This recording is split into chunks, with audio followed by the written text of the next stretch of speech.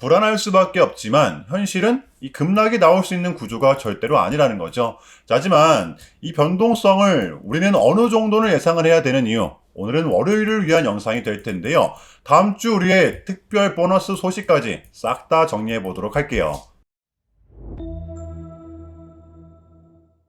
여러분 안녕하십니까, 석주입니다. 자, 금요일장 우리 삼성전자 하락을 면치 못하는데요. 자, 오늘은 갭으로 좀 빠지고 시작을 했었잖아요. 회복을 보여주고 있긴 하지만 다시 18만 4,400원, 조금은 우울한 모습을 나타내고 있습니다. 지금 요 21선에 대한 이탈이 다시 좀 나왔잖아요. 또 많은 생각이 스쳐 지나갈 수밖에 없는데, 자, 그러나 흔들리지 마세요, 여러분들. 우리는 이 내성이 생겨야 됩니다. 근래 우리가 경험했던 이러한 변동성, 제발 털리지 마시라는 거예요. 현재의 상황, 이 불확실성 요소로 인한 드라마틱한 상승은 기대하지 못하겠지만, 또 그렇다고 이 급락이 나올 수 있는 구조도 아니라는 것입니다.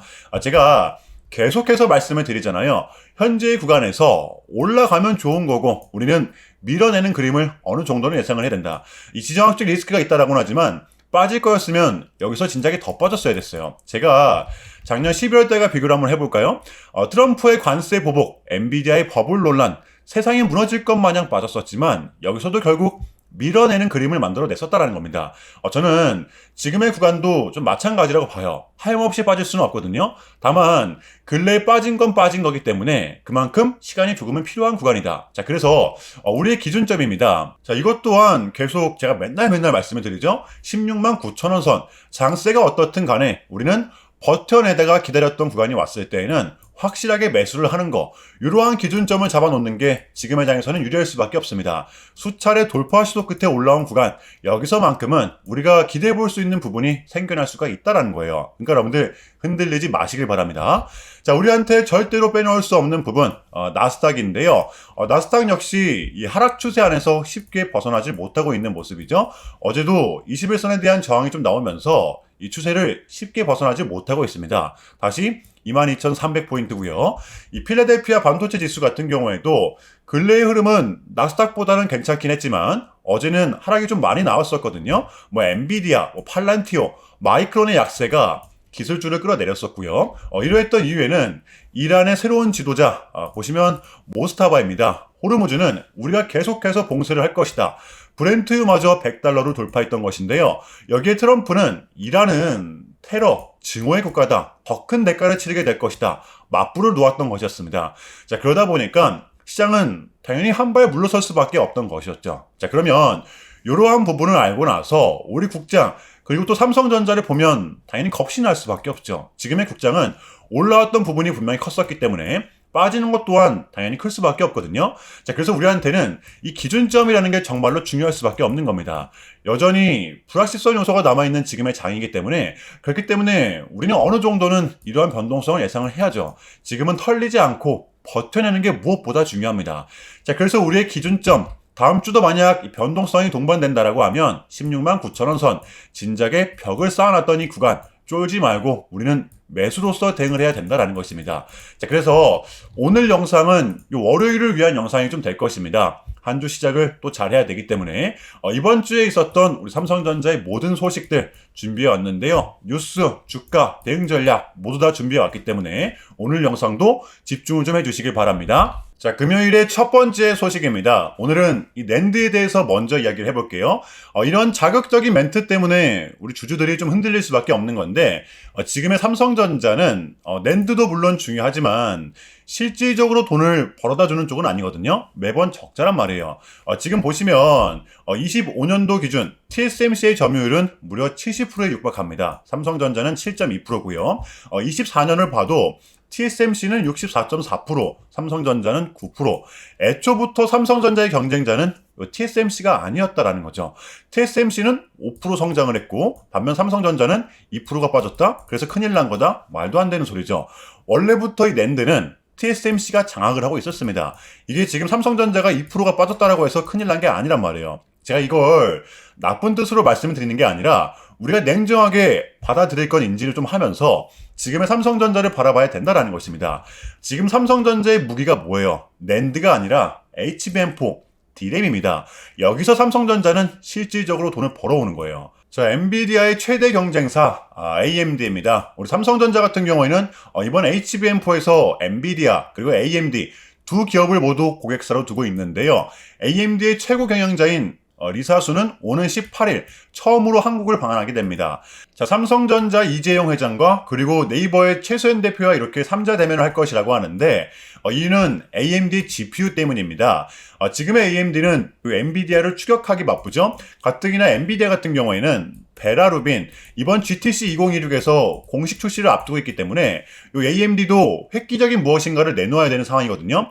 그거를 누구보다 이 리사수는 잘 알고 있을 거란 말이에요. 그렇기 때문에 삼성전자 네이버에게 헬프 도와달라 협업을 통한 발판을 마련하기 위해서 우리 한국을 방한하게 되는 것입니다. 자, 그래서 지금의 삼성전자는 역시나 좀 대단할 수밖에 없는데요. 자, 그러다 보니까 국내 증권사며 월가 역시도 우리 삼성전자를 떨어뜨릴 마음이 없어요. 삼성전자는 떨어질 때가 기회다. 결국 코스피 7,000선을 이끌 것이다. 그러니까 여러분들 지금의 주가가 조금은 떨어지고 있다라고 해서 흔들리지 마세요. 제가 누누이 좀 말씀을 드리잖아요. 지금의 삼성전자는 들고만 있어도 돈을 버는 구조.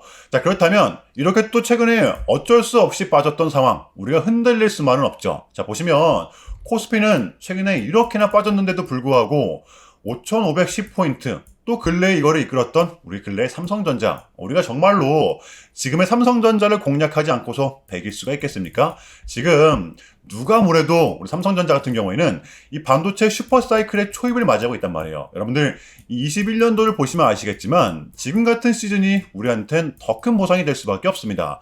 주가도 잘 올라, 배당도 분기별로 꼬박꼬박 줘, 심지어 특별 배당. 저는 그 어느 때보다 지금 같은 구간이 이 삼성전자의 가장 매력적인 구간이라고 생각을 합니다. 여러분들 졸지 마시고요. 자, 물론 이 단기 급등에 따른 조정은 좀 나올 수가 있겠지만 이러한 구간, 지금 같은 구간일수록 우리는 더더욱더 기회로 잡아야 된다는 것입니다. 무슨 말인지 되시나요, 여러분들? 자, 그렇다면 우리 삼성전자의 단기 대응 전략입니다. 자, 우리가 또 바라봐야 되면 또 어디까지 바라볼 수 있고 또 주워 담아야 되면 어디서 담아야 되는 건지 이 디테일한 단기 대응 전략 공유해보는 시간 가져보도록 하겠습니다. 자, 본격적인 영상 시작 전에 자, 현 시점 우리에게 가장 중요한 게 뭡니까, 여러분들? 단연코 우리가 돈을 벌어가는 게 현 시점 가장 중요한 거잖아요. 자, 이유 막론하고 최근에 장이 좀 많은 이슈들이 동반되고 있긴 하지만 그래도 우리는 이 국장의 대세장을 지금 맞이하고 있단 말이에요. 자, 그래서 그렇기 때문에 여러분들 약속의 9시, 오전 9시 우린 이럴 때일수록 이때를 더더욱더 공략을 해야 된다. 자, 계속해서 여러분들께 강조를 드리는데 여러분들은 그냥 저한테요 문자 한 통만 보내주시면 되는 거거든요. 자, 이렇게 구독이라고 간편하고 여러분들 쉽게 돈을 벌어가시 하는 거예요. 자, 보시면은 제가 이렇게 매일 아침마다 오전 8시 20분에 여러분들께 일괄적으로 답변을 드리고 있습니다. 당일 우리가 사야 될 종목 정확하게 알려드리고 있는데요. 자, 그리고 매수가, 목표가, 손절가 다 알려드리고 있어요. 여러분들 이 매수가는 우리가 무조건적으로 시가에 베팅하는 겁니다. 자, 여러분들도 아시다시피 이 약속의 9시라는 말이 괜히 생긴 게 아니잖아요. 자, 이제 거래가 가장 활발한 시간대 오전 9시부터 오전 9시 30분까지 딱 그 30분이 이제 거래가 가장 활발한 시간대이기 때문에 자, 그래서 제가 여러분들께 준비하시라고 이렇게 오전 8시 20분에 답변을 드리는 거거든요. 일괄적으로. 자, 그러니까 전날 저한테 문자를 보내셔도 다음날 오전 8시 20분에 이렇게 답변이 가요. 자, 그러니까 이 단위 급등 종목 공략하시려면 8시 20분 전에는 꼭 문자를 주셔야 되는 겁니다. 자, 보시면 3월 12일 어제 목요일이었죠. 자, 이렇게 문자를 받은 시간은 어젯밤 10시 19분이었습니다. 자, 그런데 제가 오늘 아침에 3월 13일 금요일 석주픽 오늘의 관심 종목은 더 ENM입니다. 라고 말씀을 드리면서 지금은 시총이 낮은 종목들의 좀 순환 펌핑이 이어지고 있다. 자, 오늘도 무조건 데이터 센터 그 중에서도 특히 AMD와 연관되어 있는 종목들을 보자. 어제 새벽이었죠. 엔비디아의 최고 경영자 리사수의 한국 첫 방한 일정이 좀 나왔었잖아요. 흐름이 지속될 수밖에 없습니다. 게다가 이 더 ENM 같은 경우에는 어제 시간에서 이 리브랜딩에 대한 공시까지 나왔었기 때문에 자, 그래서 우리는 일봉상 5일선 단기 평선을 공략할 수 있을 것이다. 강조를 드렸었단 말이에요. 자, 여러분들 오늘의 봉은 빼고 보셔야 됩니다. 제가 결정적으로 왜 이 종목을 여러분들께 추천을 드렸냐면 또 이 3박자가 딱딱딱 들어맞았었기 때문인데요. 첫 번째는 이 수급입니다. 최근에 최상승이 동반된 요 시점 거래량이 완벽하게 붙었었죠. 자, 그리고 두 번째, 이렇게 강한 수급이 동반되다 보니까 저번 주부터 이렇게 저항을 맞으면서 꼬리를 나타냈던 이 부근 어제자로 드디어 몸통으로 뚫어내면서 마감을 했었단 말이에요. 자, 그러면 확률상 다시 이렇게 정별이기 때문에 기세를 이어갈 확률이 클 수밖에 없다는 거죠. 52주 신고가였습니다. 자, 그리고 마지막으로 세 번째, 뉴스입니다. 어제 시간에서 공시까지 붙었다, 뉴스까지 나왔다. 이건 우리가 공략을 안 할 이유가 없었다라는 겁니다. 배팅을 분명 해볼 만한 자리였었다라는 거죠. 여러분들, 이 손익비도 굉장히 좋은 자리였어요. 자, 그리고 나서 이 1시간 봉을 보면 최근 더 ENM만의 좀 특성이 좀 이렇게 있었는데요. 바로 이렇게 9시만 됐다 하면 크나큰 변동성을 가져간다라는 것이었습니다.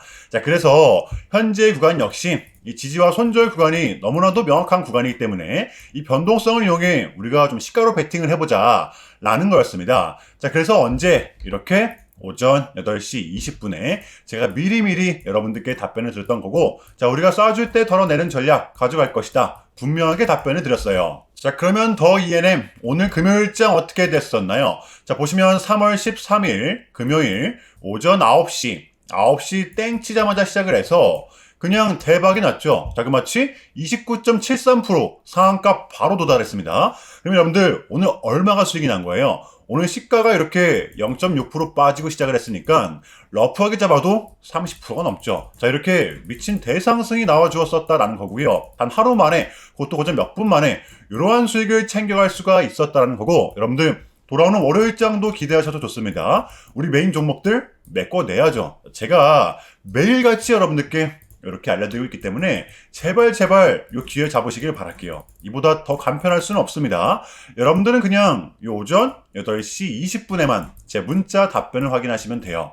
자, 그만큼 이 쉽게 요 돈 벌어 가시는 거고, 제가 이렇게까지 말씀을 드려도 요 의심하시는 분들이 분명 계실 거란 말이죠. 자, 그러면 요 문자를 한번 받아보시고 이 결과를 한번 보세요. 자, 우리가 하루 이틀 늦게 매매를 한다라고 해서 달라질 건 없기 때문에 제가 매일같이 여러분들께 이렇게 알려드리고 있잖아요. 속는 셈 치고 확인 한번 해보시라는 겁니다. 자, 아시겠죠? 제발 놓치지 마세요. 자, 우리 여러분들 나도 한번 경험해보고 싶다, 확인 한번 해봐야겠다 하시는 분들은요, 밑에 제 개인 번호입니다. 자, 010-6793-3998번으로 간단하게 구독이라고만 문자 한 통 남겨주시면 됩니다. 다시 한 번 더 말씀을 드릴게요. 자, 010-6793-3998번으로 간단하게 구독이라고만 문자 한 통 깔끔하게 남겨주시면 됩니다. 당연히 전부 다 무료로 진행을 하고 있고요. 이거 혹시 문자 보내면 뭐 광고 문자 같은 거 오는 거 아니냐, 또는 뭐 전화 오는 거 아니냐, 여러분들 이런 거 일체 없기 때문에요. 약속 드리겠습니다. 여러분들 구독 문자 한 통 보내주시고 부자 되시길 바랄게요.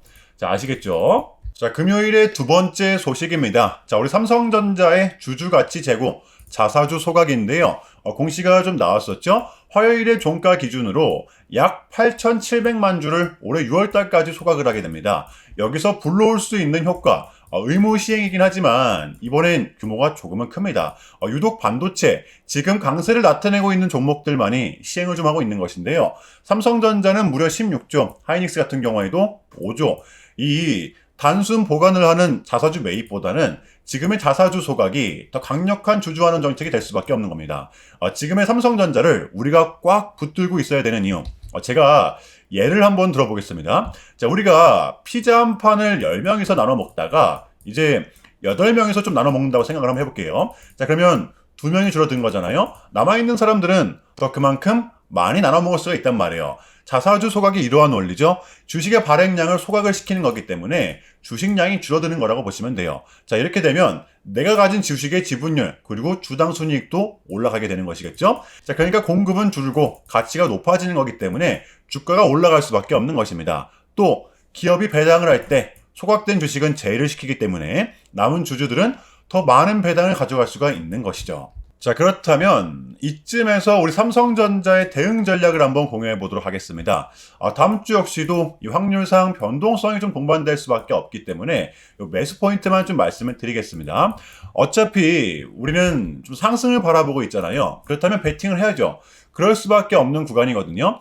지금의 구간에서는 기존의 보유자분들과 신규 진입자분들 모두 다 전략이 같습니다. 자, 먼저 우리의 1차 대응 구간인데요. 지금 가격 5일선과 접촉돼 있죠? 지금 구간 우리는 1차로 대응을 하는 것입니다. 만약에 여기서 대응을 했는데 만약에 더 빠진다, 만약에 변동성이 동반된다라고 하면 아까 말씀드린 16만 9천원 선, 여기서 우리는 또 2차로 대응을 하는 것입니다. 여기서만큼은 또 급락이 나올 수 있는 구조는 저는 절대로 아니라고 생각을 하기 때문에 조금은 어떻게 보면 기다림의 구간이다 라는 걸 강조를 드리고 싶어요.